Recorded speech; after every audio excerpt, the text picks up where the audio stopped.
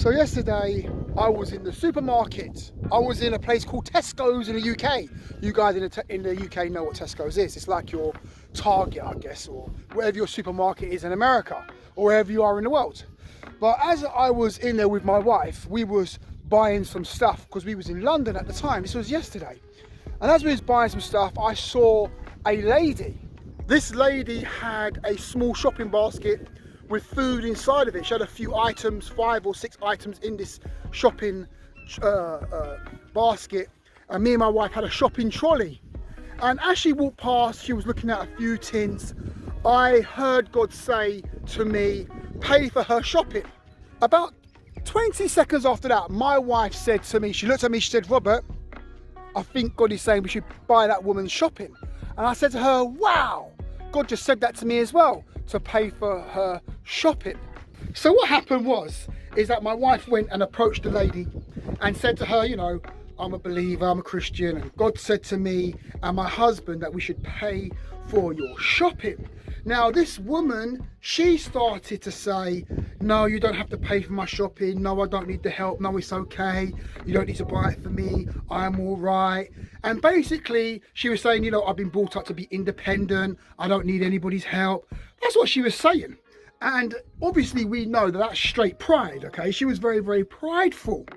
So after all that happened, you know, me and my wife was, you know, talking about what happened there. We're there moving on the instructions of the Holy Spirit. God is saying for us to bless the lady. She doesn't want to be blessed.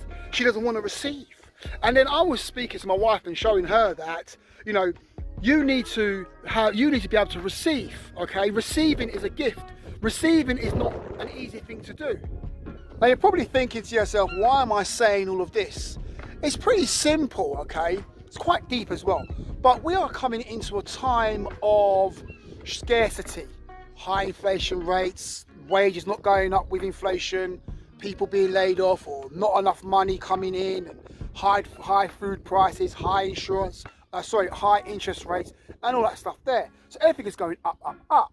But the thing you need to ask yourself is, when you pray, can you receive help from God? Because God will send help your way through the avenue of people. But can you receive that help from the people? Or are you going to be prideful and say, oh, I don't need it, I'm okay, I've got enough to get by? Because what's quite deep is that as I was speaking about that lady earlier in this short little talk, I was saying to my wife, I said, you know what is really, really quite powerful and sad at the same time?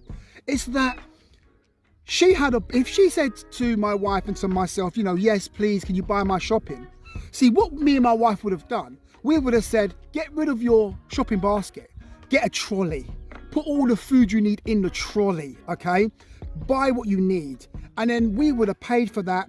We would have paid for a cab or a taxi for her to get home. And also I had some cash on me. I had like £40 on me or $60 on me. I would have given it to her. Why? Because God told us to bless. But because she refused the blessing, she refused the help, she refused what we was offering, she lost out. Because I was saying to my wife that the blessing could have got even more deeper than that, because a relationship could have been struck up. We could have left with exchanging phone numbers, and we could have been a helping hand in her life in the time to come. So, but because of her pride and because of her just because of her pride, and she couldn't receive, she lost out on so much more.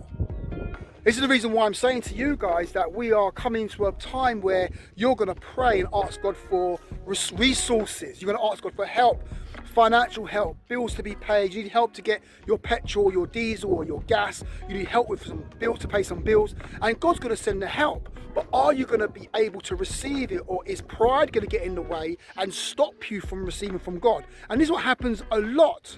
See, I know there's been many times that God has actually sent help your way. He sent help, but you refused the help because the pride was so high, the pride was so thick. And because you refused the help, you suffered for no reason. And this is why I'm saying to my wife that we need to have that spirit of receiving.